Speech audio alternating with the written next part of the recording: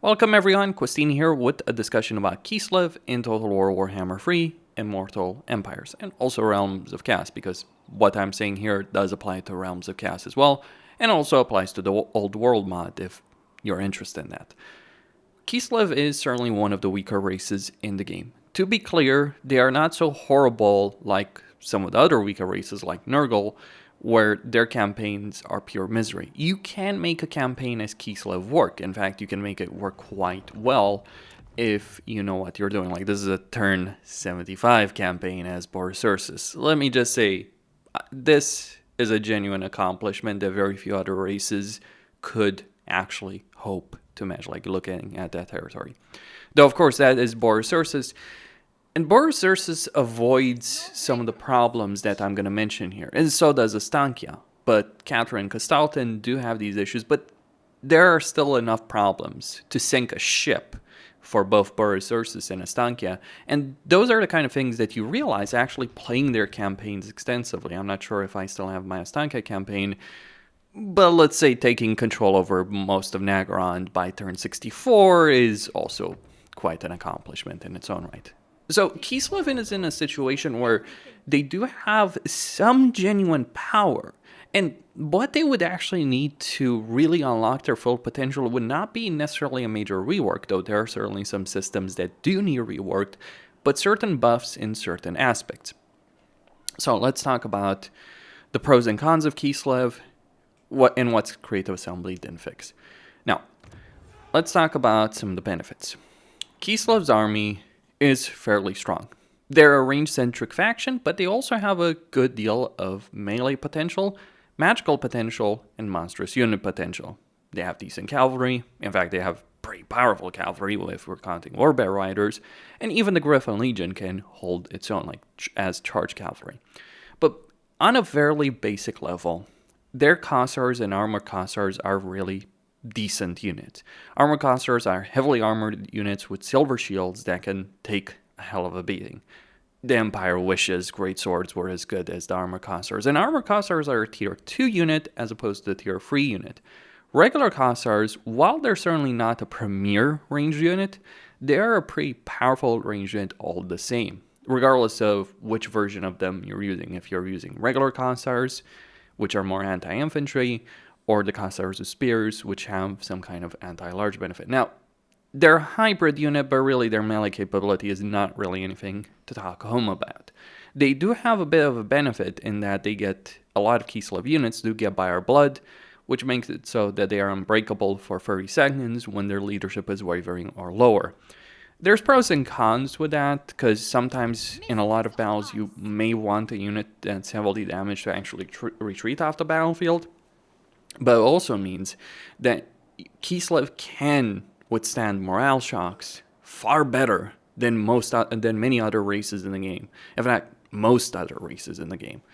It's quite difficult to break a Kislev army. They will fight until the end.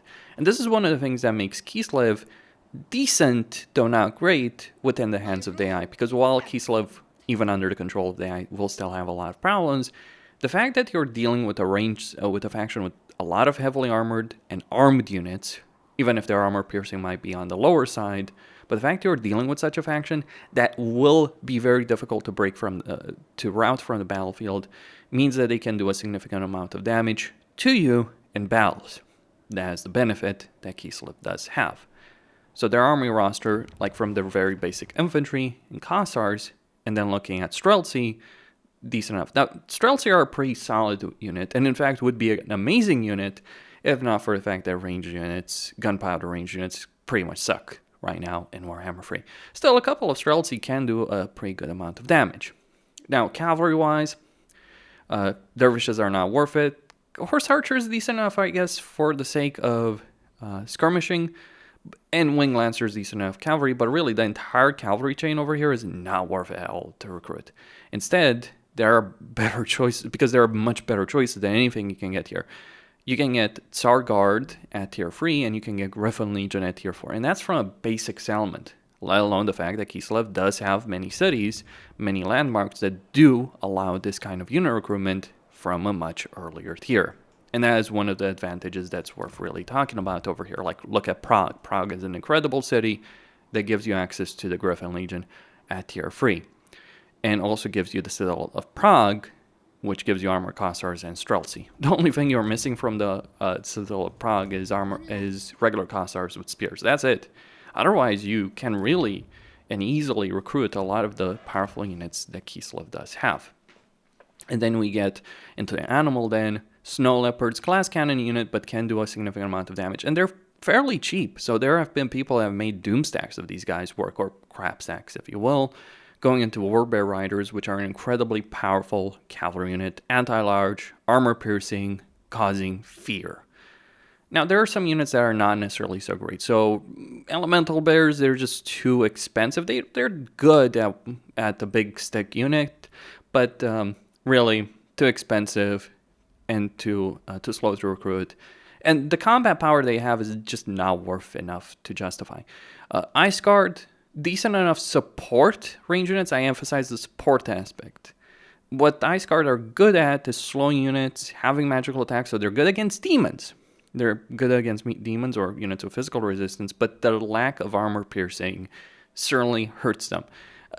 If you think that an army of Ice Guard, even under Katrin, is going to be really worth it compared to a combined arms army of Kislev like Tsarguard, Kossars, Streltsy, Akshina, that is not how that works. Then we have the Shadows of Change units, which are Akshina Ambushers, which are overpowered range units, really.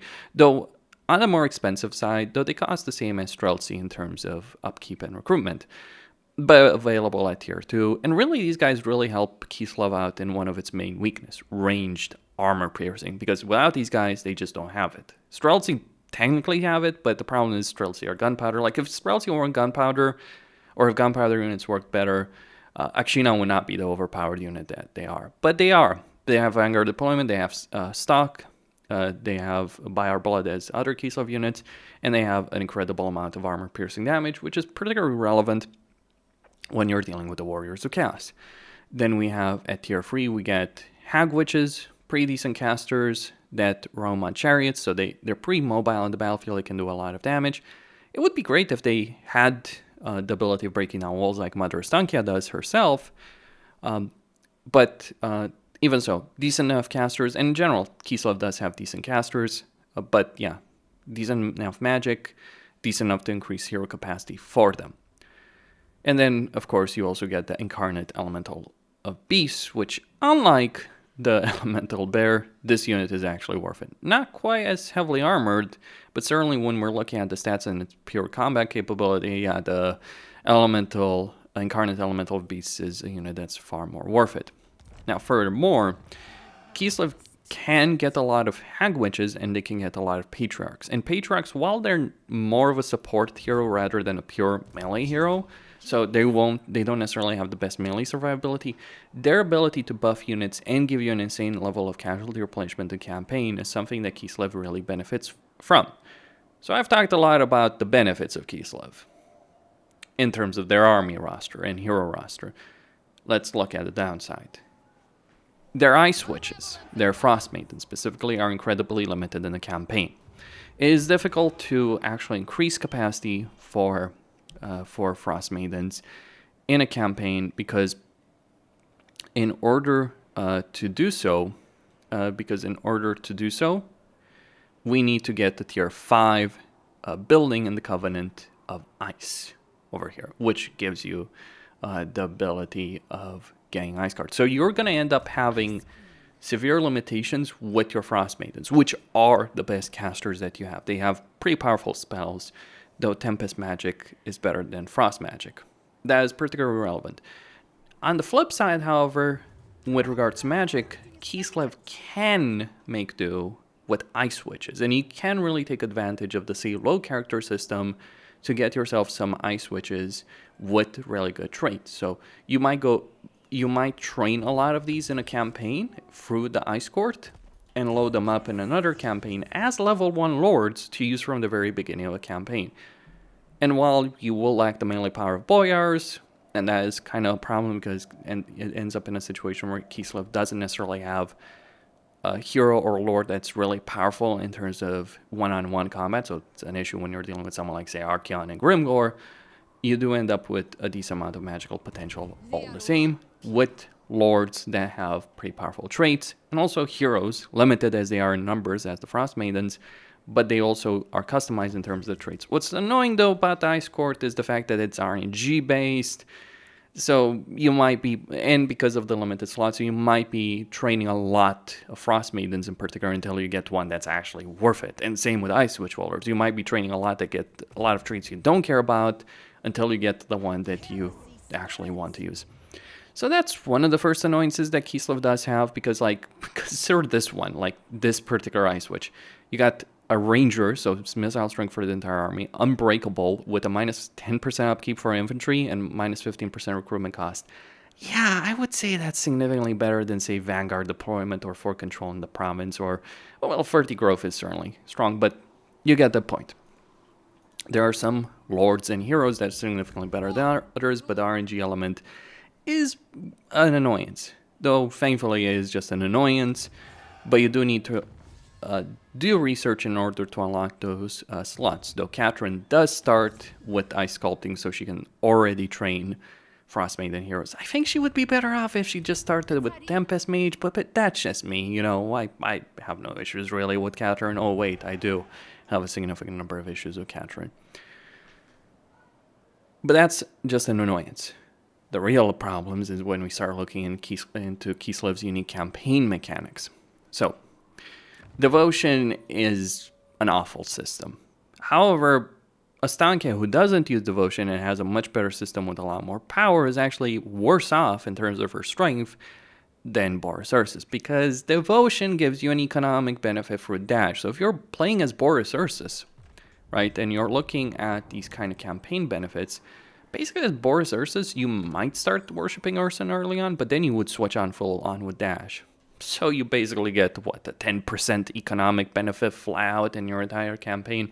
And money is one of the main limiting factors in a Kislev campaign.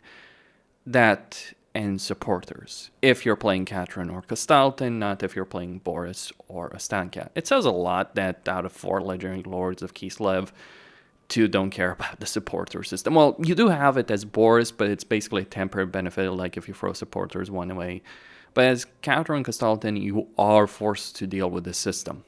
The reason you're forced to deal with this system, and one of the reasons the invocation system sucks, is not only the fact that you get the significant amount of leadership, control, diplomatic relations with other Kislev factions, and you confederate the other, but not only is that the case, it is part of your short campaign victory condition if you're playing Katrin or Kastaltin. This is why Katrin and Kastaltin suck compared to Astanki and Boris Ursus, because Boris Ursus and Astanki can get this much easier, much faster. And it is a powerful effect. You get free hero capacity, which given Kislev's limited heroes in terms of Frost Maidens, is pretty powerful. And hell, having a lot of Kossars in your campaign in itself is really powerful. So just requiring 600 supporters, which by the way takes dozens of turns even if you're maxing it out, is really frustrating. But even that limitation aside, it's still a crap system. Because it's a system, the invocations are still crap because, not because of the effects are actually pretty decent, and there's some choices that you could actually make here, though to be honest, Dash wins out, like in terms of like the actual benefits, like there's no reason whatsoever to pick anything other than Dash. Especially when you improve Dash and get the ability of summoning Elemental Bear in a battle. Yeah, I'm sure Urson, Celiac, and Tor are really comparing that. They don't. They're flat out worse. Well, Urson does cause attrition on a campaign map, but it's kind of worthless because the AI handles attrition very easily. So that ends up being an insignificant benefit. It would be more significant with a bigger campaign map, but Immortal Empires is settlements very close together, so it ends up being a rather unimportant benefit. Though, of course, it is annoying when you're fighting Kislev. But the thing about invocations, what's frustrating is that every territory you control increases the cost of these invocations. And you can only get devotion by fighting chaos. So Warriors of Chaos, Norse God Demons. not Skaven. Not Skaven, not any other evil faction like Greenskins, vampires, or anything like that. No, it's just gotta be chaos. That's frustrating. There are mods that do fix this, like there's a devotion from everything mod, so that does improve it, but the escalating cost is not something that you can change. So you end up being frustrated by the system, and it really doesn't add anything to a campaign. Like, at best, it doesn't add anything except frustration. At worst, it is hampering your campaign progress and limiting the speed at which you can complete the campaign. Like, genuinely, you can achieve the long campaign victory conditions as Catron or Skeleton faster than you can the short campaign victory conditions. Of course, you do need to do short campaign before you do long campaign, but it is easier to wipe out Archeon, Azazel, Daniel, and Festus, and take some of these elements than actually getting 600 supporters. That should tell you everything you need to know about the system. It was worse when devotion was required for structures. So like all the special landmarks that we had in Kislev cities would require devotion. Now, of course, there's still some research that requires devotion, and that is annoying because 200 research, 200 devotion can be quite a bit. So it ends up being frustrating to have to deal with devotion, very frustrating to deal with invocations in a campaign. But that's not even the biggest problem, believe it or not. The biggest problem is that Kislev's economy, it's flat fucking terrible. So, to understand, you pay 1,000 gold for 100 income. That is one of the worst ratio income to cost to income that you have in any campaign.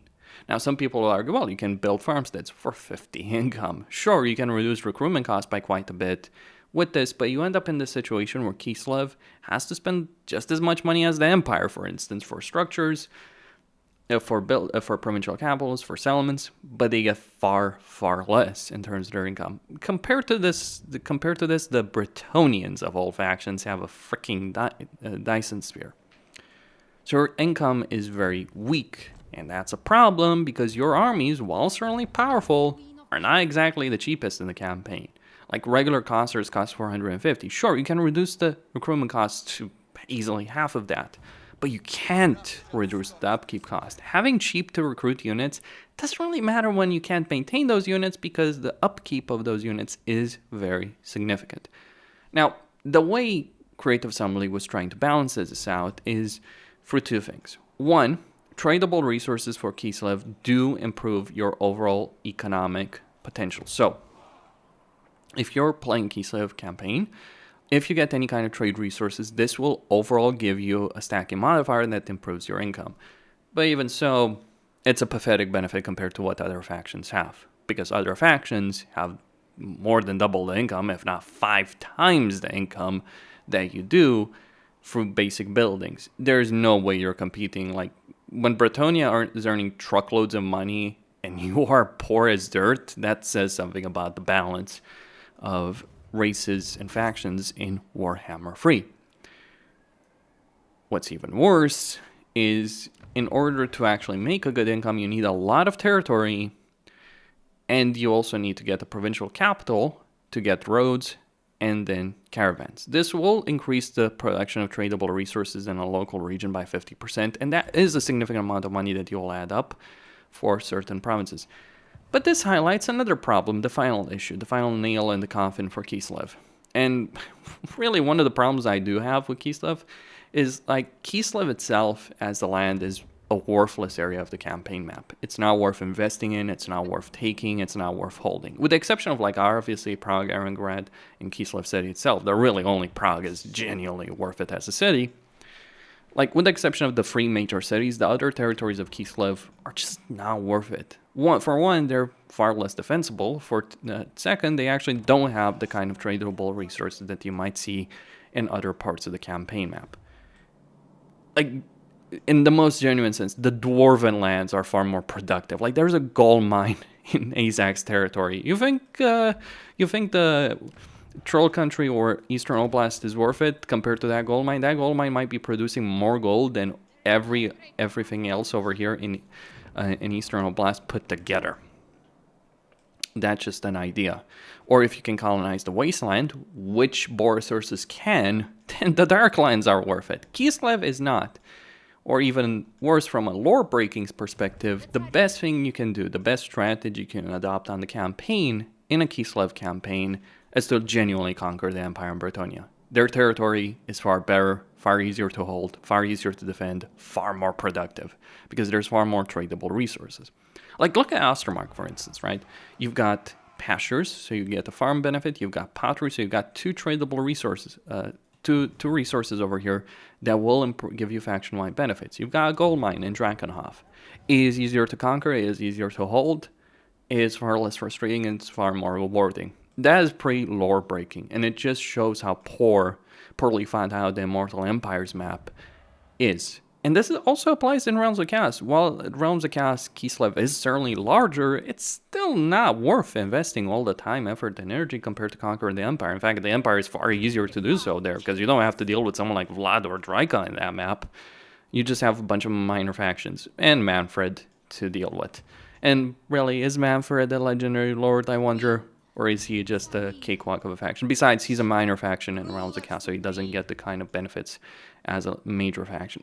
The way that works, to explain that, basically when a faction is playable on a map, they get significant benefits when you're not playing them, but only if they're playable. So Manfred in Realms of Chaos doesn't get those kind of benefits that he does in Immortal Empires. Nor does Karl Franz. That's why Scrag annihilates him in that particular map. Actually, Scrag is the main threat for you in Realms of Chaos.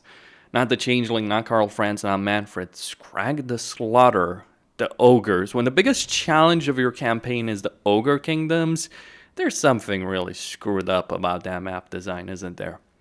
But those are the problems. Powerful army, powerful magic, powerful heroes, even if they're lacking melee capability, and there are limitations to how many heroes and lords they'll have that are actually good. But tons of issues in terms of invocation, devotion, income, and just overall campaign design, map design for Kislev itself. Also, Katrin sucks. Just plain and simple. Like, she's one of the most worthless legendary lords in the game, I think. Like, as a legendary lord, let's consider Katrin, just to finish this off. What does Katrin get? She gets a hero recruit rank for Frost Maidens +3 and an Ice Core training duration -2. The Ice Core training duration, let's call it decent enough, though, to be honest, it's kind of worthless if you use load and save, but let's say if you're training a lot to fight switch lords, okay. Or if you're trying to train a lot of them, sure, fair enough, you'll do it faster. Not really a significant benefit. Devotion from successful Frost Maiden hero actions? Yeah, I'm sure, I'm totally going to use the very limited heroes that I have in a campaign to do a hero action on the campaign map. Seriously, does Creative Assembly even think about these things?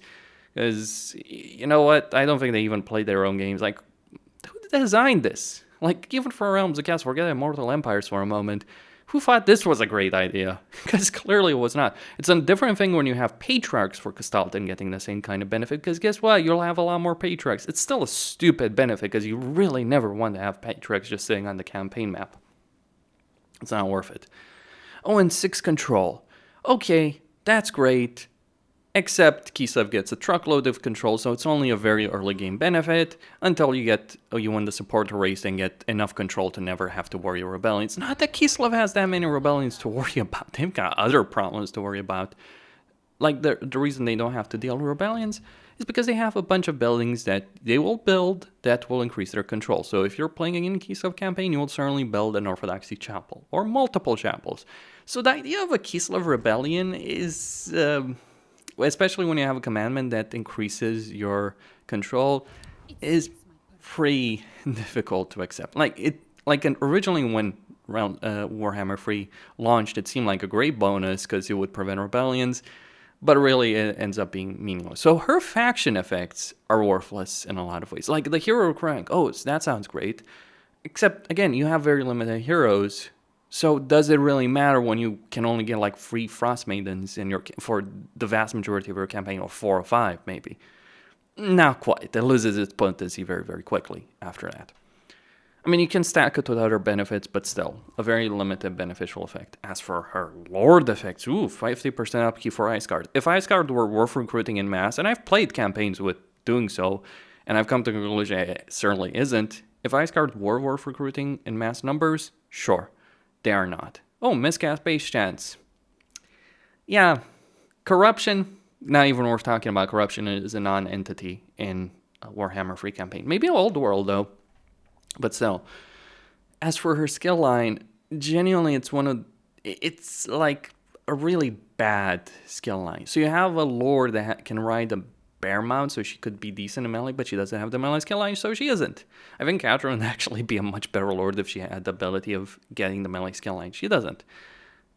She gets a Winds of Magic cost -1 for certain spells, and a cooldown reduction for Lord of Ice and Winds of Magic cost for all spells. Okay, that Winds of Magic cost, decent enough, but Frost Magic is not worth it. Tempest Magic is generally better. There's 1 or 2 spells, Heart of Winter, sure, fair enough. Hawks of Miska, that's all I'm going to say. You want to compare spells, potency? Yeah, Tempest Magic dominates Frost Magic, hands down. It's been the case since the launch of the game, so it's not new. Then she gets a couple of melee benefits, Ice Guard benefits, speed, and Con Queen. Except that Con Queen benefit, just going to mention Boris Ursus has a significantly better benefit in his campaign. The only benefit really worth it in her entire skill line is that 8% ward save. So give her a generic army with some Ice Guard, and that's it. She's not going to be a great fighter, which is a problem.